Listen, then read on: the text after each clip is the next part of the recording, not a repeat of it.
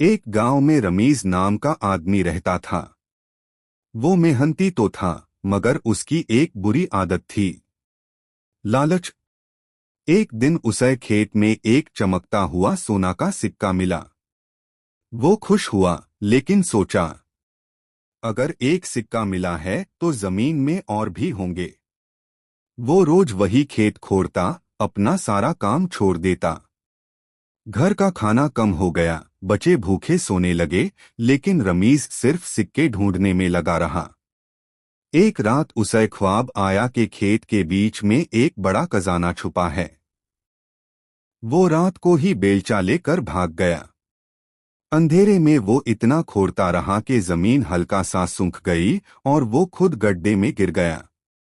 सुबह गांव वालों ने रमीज को गड्ढे में फंसा हुआ देखा। उसे बाहर निकला, वो घायल था और ताक हुआ। गांव वालों ने कहा, रमीज, जो तुम्हारे नसीब में था तुम्हें मिल गया।